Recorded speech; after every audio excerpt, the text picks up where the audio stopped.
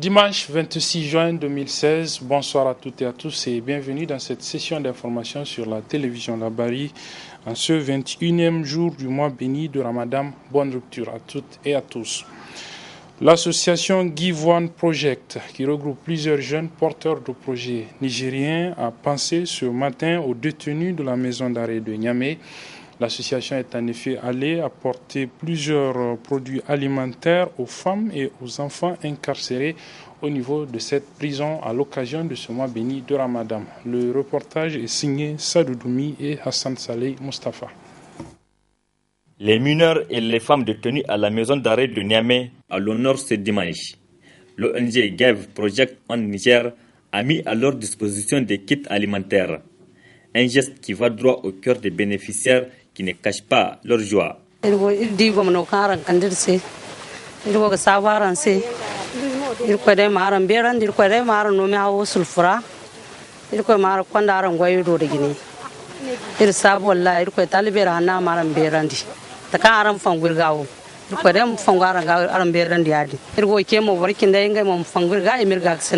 Mun gode da kungiyar nan da suke muna taimako musamman cikin wannan wata na Ramadan wanda bawa yake son taimako wanda baya da ba mu da abin da zamu ce musu sai dai mu ce Allah ya saka da alheri, Allah ya ba su gidan aljanna.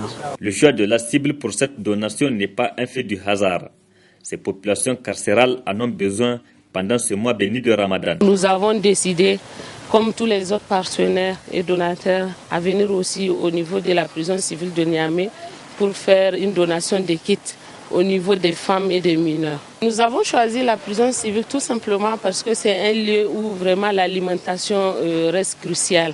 Et on se rend compte que les détenus, tout au long de leur séjour, certains développent des maladies liées vraiment à l'alimentation. Donc nous avons jugé utile de leur apporter ça, même si ce n'est pas une grande quantité, quand même ça sera quelque chose. Et nous appelons vraiment les autres structures, surtout les partenaires qui œuvrent dans ce mois béni du Ramadan, qui font des iftars ou bien de distribution de kits, de ne pas non plus oublier la prison civile. Et c'est l'occasion pour nous de s'allier vivement les partenaires qui nous ont appuyés pour rendre cette activité possible.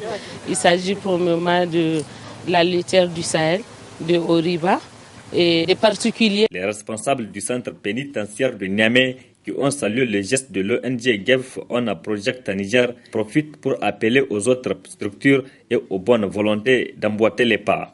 C'est une bonne initiative et vraiment on exhorte les autres ONG aussi vraiment à faire des gestes pareils. Et je souhaite que vraiment ça soit compté pour vous le jour de la résurrection. Et on souhaite que les autres ONG ou je ne sais pas des particuliers pensent aussi à faire de bonnes actions envers ces gens-là. Parce que c'est un endroit où personne n'est épargné. C'est comme la mort. Un simple accident peut t'amener ici. Ce don de Give One Project à Niger est composé du sucre, de l'eau, de la farine, du lait, du savon et du jus. Un geste certes symbolique mais très significatif. À l'occasion toujours de ce mois béni de Ramadan et pour renforcer les liens de fraternité et de solidarité entre les différents groupes de scouts de la région de Niamey, une rupture collective a été organisée hier après-midi à l'initiative de l'association des scouts du Niger qui porte le nom de l'ancien président de la République, l'ancien chef d'État-major du Niger, le général Séné Kounté. C'était au niveau du consulat du Sénégal au Niger. Le compte rendu avec nos reporters Ibrahim Abdou et Michel Deji. C'est conformément aux principes et valeurs de laïcité des scouts que cette rupture collective de jeunes a été organisée. Des fois, vous voyez, quand on part dans d'autres localités, les gens nous traitent des chrétiens. Alors qu'ici, c'est laïque et nous avons les scouts musulmans, chrétiens et tous. Donc, ce qui nous a permis d'organiser cette activité, c'est pour le rapprochement des jeunes entre eux de la région, les jeunes scouts de la région de Niamey. Donc, ça fait longtemps qu'on n'a pas vu les jeunes se réunir. Donc, on a dit pourquoi ne pas organiser une rupture collective dans le mois de Ramadan pour permettre un rapprochement entre nous. Une rupture collective qui a également vu la participation d'autres groupes de scouts de l'association des scouts du Niger. Ma joie, elle est vraiment grande, elle est très grande parce que c'est une initiative noble. puisque dans le scoutisme, on a le côté spirituel. Et le groupe Kuntia a su développer ce côté-là, en réunissant toutes les sœurs et les frères à venir passer des moments ensemble, à faire la rupture ensemble. Parce que dans le scoutisme, on dit que c'est la solidarité entre les gens. Donc on doit aussi œuvrer dans ce sens à faire des choses qui vont aller dans la même logique. Je pense que deux fois, le scoutisme, ce n'est pas venir chanter et danser. C'est tout un programme d'éducation. Aujourd'hui, si le groupe Saint-Kuntia l'a compris ainsi, en organisant cette rupture, parce que nous sommes dans un mois combien important pour la Oumma islamique. Donc c'est l'occasion pour nous, vraiment pour les saluer, pour leur vision. Créé depuis 2009, le groupe des scouts Saint-Kuntia est l'un des 11 que compte l'association des scouts du Niger. Il est dirigé depuis avril 2016 par une cheftaine élue pour un mandat d'1 an. Restons toujours dans le cadre de ce mois béni de Ramadan avec les conseils du nutritionniste Dr Abdelrazak Bello. Il nous parle aujourd'hui des effets de la surconsommation des jus en cette période du mois béni de Ramadan. On l'écoute. La surconsommation de jus n'est pas une bonne chose. On peut en consommer, mais vraiment avec modération. Parce que la consommation des jus peut avoir plusieurs effets néfastes. Le premier effet que la consommation du jus peut avoir, c'est que cela peut perturber notre prise alimentaire. Lorsque, par exemple, au moment de la rupture, vous prenez 1 litre de jus, malheureusement, en prenant ce litre de jus-là, ça fait en sorte que le volume de votre estomac a atteint un certain niveau. Donc, du coup, vous ne pouvez pas mettre d'autres aliments qui vont avoir des effets plus bénéfiques. Donc la première chose, c'est que ça modifie la prise alimentaire, ce qui peut entraîner un déséquilibre alimentaire. Parce que si vous prenez beaucoup de jus et que vous ne prenez pas suffisamment de céréales et que vous ne prenez pas suffisamment de fruits et de légumes, donc ça peut entraîner un déséquilibre alimentaire. La deuxième conséquence de ces jus-là, c'est que ces jus vont renforcer cette sensation d'hypoglycémie. Que ce soit dans la journée, pas dans la journée plutôt, au moment de la rupture, ou au moment où, alors, lorsque vous prenez beaucoup de jus, vous allez vous sentir bien un moment, mais malheureusement, vous allez vous sentir plus ou moins mal lorsque le jeûne est un peu plus avancé dans la journée. Parce que, comme je l'ai dit, les jus contiennent des boissons, du sucre, et ce sucre-là va libérer son énergie très rapidement. Donc lorsque vous prenez du jus, donc naturellement, au bout d'1 heure, au bout de 2 heures, toute l'énergie est partie, ce qui fait qu'après, entre midi et 13 heures, vous avez du mal à supporter. Je l'ai dit, que ce soit à l'aube, que ce soit la nuit, parce que même quand vous prenez beaucoup de boissons sucrées la nuit, malheureusement, cela peut avoir un effet sur votre état de fatigue dans la journée. Et plus vous allez consommer des boissons sucrées la nuit, plus vous serez fatigué, plus vous serez confronté à des troubles comme les vertiges dans la journée. L'édition 2016 de la Moussabaka, ou concours de lecture et de mémorisation du Saint-Coran de votre groupe de presse, La Bari, a pris fin cet après-midi avec la cérémonie de remise des prix aux meilleurs candidats qui se sont illustrés. Ils étaient 81 au départ, donc les méritants ont été récompensés cet après-midi au cours d'une cérémonie. Il faut préciser la particularité de la Moussabaka au niveau du groupe de presse La Bari et qu'il est destiné aux enfants de la tranche d'âge de 7 à 12 ans. Nasser Seydou et Nasser Dantofo nous résument cette cérémonie. À cette 4e édition de Moussabaka 2016 du groupe de presse La Bari, ils étaient 81 candidats de la tranche d'âge de 7 à 12 ans, dont 48 filles et 33 garçons, à prendre part à ces concours de lecture et de mémorisation de Saint-Coran, 1 Izib et 2 Izib. Ainsi, après 10 jours de compétition, la catégorie premier Izib a été remportée par Khadija Djibril, qui se retrouve avec un réfrigérateur et divers, et la catégorie 2 Izib est remportée par Firdausi, qui gagne ainsi une parcelle de 300 mètres carrés et divers. Présent à cette cérémonie, le représentant du gouverneur n'a pas manqué d'apprécier à sa juste valeur le choix porté sur la jeunesse. Je voudrais, au nom du gouverneur de la région de Niamey, féliciter et remercier le groupe La Bari et les organisateurs donc de la Moussabaka de cette année pour la cible visée, la jeunesse. Vous savez, j'étais très ému quand je me suis retrouvé en présence de ce jeune garçon qui lisait avec une certaine intonation le verser. Cela démontre que le Niger est en train d'avancer pour la mémorisation et surtout l'ancrage de la religion musulmane qui est notre religion. Je pense que ça, c'est un motif de satisfaction et c'est à l'actif du groupe Labari et des organisateurs. Quant au directeur général du groupe de presse Labari, lui est revenu au contexte dans lequel cette Mousabaka a été organisée. Le contexte économique. Les années passées, nous avons tenu les 3 premières éditions dans un contexte économique favorable. Cette année, vraiment la morosité économique a fait que les donateurs ont été un peu timides. C'est ça qui caractérise. Sinon, chaque année, nous avons tout le temps consacré les éditions aux enfants de 7 à 12 ans et cette année, c'est les mêmes enfants qui étaient là. Avec l'initiative de la Mousabaka pour les enfants de 7 à 12 ans, le groupe Labari vise la formation à la base. Nous avons dit que pour avoir des adultes responsables et sages, il faut avoir des enfants bien formés, bien éduqués. Et dans nos objectifs de création du groupe, nous avons une place spéciale pour les enfants et les femmes. Donc ça cadre bien avec nos objectifs et nous avons décidé, à la différence des autres groupes de télévision qui organisent pour les grands, nous, de privilégier les enfants de 7 à 12 ans. Plusieurs prix d'encouragement ont été décernés à une dizaine de candidats à cette Mousabaka édition 2016 du groupe de presse Labari.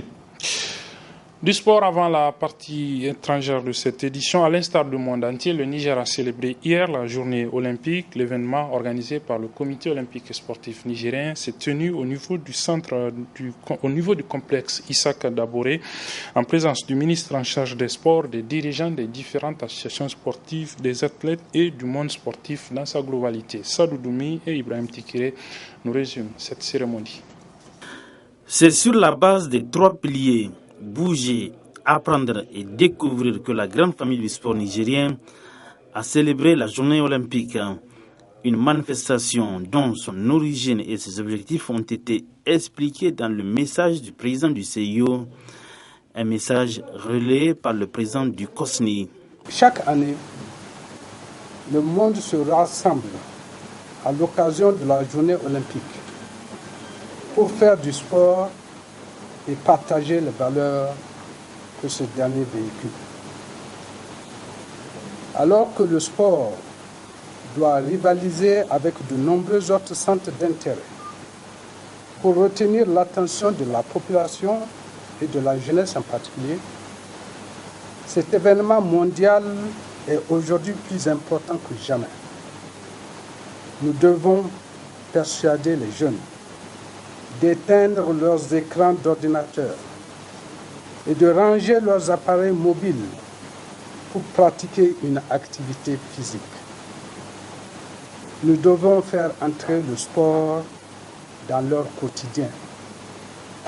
Nous devons les faire renoncer à leurs habitudes sédentaires. Entre autres innovations de cette journée olympique édition 2016 au Niger, c'est la mise en place par le COSNI d'un cadre de concertation, une initiative de par ses missions, saluée par le premier responsable du sport nigérien. Au nombre des activités prévues à l'agenda de la commémoration de cette journée olympique, figure une réunion du cadre de concertation mise en place par le président du COSNI à la suite du séminaire sur les modes de règlement des conflits en milieu sportif, organisé le 26 janvier 2016 sous l'égide du Comité international olympique CIO, dont les conclusions ont été validées par une assemblée générale ordinaire tenue le 2 mars 2016 à Niamey. Je me réjouis donc de la création de ce cadre de concertation qui constitue à mes yeux un excellent outil d'échange et d'une meilleure circulation d'informations sur toutes les problématiques liées aux activités du mouvement sportif au Niger. Ce cadre de concertation pourra ainsi favoriser la recherche de solutions consensuelles à toute situation conflictuelle qui se présenterait au sein du mouvement sportif. Il constitue de ce fait un des piliers fondamentaux pour la prévention et le traitement des conflits. en favorisant le recours aux procédures internes au mouvement sportif avant tout recours aux juridictions ordinaires. C'est pourquoi j'exhorte les membres de ce cadre de concertation à privilégier en tout temps et avant toute procédure les procédures internes de prévention et de règlement de conflits au sein du mouvement sportif en mettant l'accent sur la concertation, la médiation et la conciliation de la recherche de solutions aux éventuels différends qui surviendraient entre eux. La journée olympique s'adresse à tout le monde, indépendamment de l'âge et de l'aptitude. Et c'est à juste titre que les participants ont effectué une marche dans l'enceinte du COSNI et partagé une rupture collective.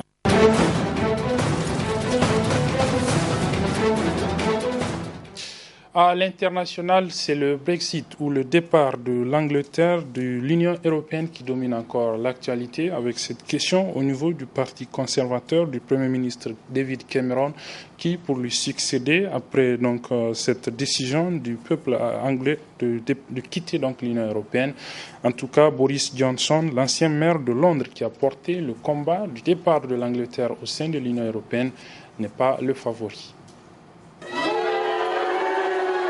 Boris Johnson, hué par des Britanniques, dépité par les résultats en faveur du Brexit. L'ancien maire de Londres est désormais au centre de toutes les attentions. Chef de file des pro-sorties de l'Union européenne, il est favori pour succéder à David Cameron. Il n'y a tout simplement pas besoin, au XXIe siècle, de faire partie d'un système de gouvernement fédéral basé à Bruxelles, qui n'existe nulle part ailleurs. Grand vainqueur du Brexit, certes, mais pas de quoi lui assurer le soutien de ses pairs. Boris Johnson est notamment critiqué pour sa démarche jugée opportuniste. D'autres noms circulent pour remplacer David Cameron, celui notamment de la ministre de l'Intérieur, Theresa May. Eurosceptique mais en retrait pendant la campagne, elle pourrait faire figure de dirigeante de compromis. Circule aussi le nom de l'actuel ministre de la Justice, Michael Gove. Ami personnel de David Cameron, il n'a pas hésité à s'éloigner de lui pour prendre position dans le camp du Brexit. Les dirigeants européens ont fait passer l'idéologie avant la sécurité. Ils ont poursuivi des projets tels que la monnaie unique et la zone de Schengen sans frontières, ce qui a participé à affaiblir notre continent. En octobre prochain, celui ou celle qui sera désigné nouveau chef du Parti conservateur deviendra automatiquement le successeur de David Cameron. Voilà, ce départ de l'Angleterre de l'Union européenne n'a pas non plus épargné le Parti travailliste qui a battu campagne pour le maintien du pays au sein de l'Union européenne. Après l'échec, donc, le président de la formation politique est très contesté. Devant son domicile, la question des journalistes ne se fait pas attendre. Vous allez démissionner ? Vous allez démissionner ? Jeremy Corbyn est dans la tourmente après les résultats du référendum sur le Brexit. On lui reproche d'avoir fait le service minimum pendant la campagne. Son parti, le Labour, défendait le camp du maintien dans l'Union européenne, mais le leader n'a pas su convaincre l'électorat de gauche. Plus d'un tiers a voté pour le Brexit. Chez les élus, la défaite est amère. Je suis très déçu par notre leader, très déçu par sa position. Il aurait dû faire beaucoup plus pour le camp du maintien dans l'Union européenne et venir vraiment faire campagne avec nous. Jeremy Corbyn n'a jamais été un ardent défenseur du projet européen. En 1975, 2 ans après l'adhésion du Royaume-Uni à la communauté économique européenne, il fait même campagne pour quitter les institutions. Ces derniers jours, 2 députés ont déposé une motion de défiance à l'encontre de leur leader, qui s'accroche pour l'instant à son siège. Vous serez à nouveau candidat à la direction du parti ? Oui, je suis là. Jeremy Corbyn compte encore des soutiens. Une pétition en ligne pour le maintenir à son poste a même recueilli plus de 160 000 signatures. Une chose est sûre, le Brexit laissera des traces chez les travaillistes. Le parti doit se réunir ce lundi et tenter de se relever après la défaite. Enfin, en Irak, Fallujah, la ville aux mains des combattants de l'État islamique depuis une année, a été reprise par l'armée régulière. Pour marquer cette reprise, le Premier ministre irakien est allé là-bas pour une visite symbolique. Drapeau irakien en main, il se dirige vers le haut d'un immeuble. Objectif, le hisser en signe de victoire. Leur chef, le général Abdulwahab El-Saadi, filmé ici il y a quelques jours, l'affirme. Les forces irakiennes ont libéré totalement la ville de Fallujah. Après l'offensive lancée le 23 mai dernier contre les djihadistes de l'organisation de l'État islamique, le général annonce la fin de la bataille et salue l'action de la coalition. À eux seuls, les bombardements de la coalition ont tué plus de 600 djihadistes. Sans leur frappe aérienne, la bataille aurait pris plus longtemps et aurait eu un coût plus élevé. Située à l'ouest du pays, Fallujah était aux mains des djihadistes depuis janvier 2014. À l'époque, elle est la première grande ville irakienne à tomber entre leurs mains. Et pour s'assurer qu'aucun d'entre eux ne puisse se mêler au flot de déplacés, 20 000 personnes ont été contrôlées par les forces irakiennes. Aujourd'hui, le retour des dizaines de milliers d'habitants de la ville risque d'être compliqué. En cause, la présence en masse d'engins explosifs. Voilà, c'est la fin de cette édition, mesdames, messieurs. Merci de l'avoir suivi. Très bonne suite des programmes sur la télévision La Bari.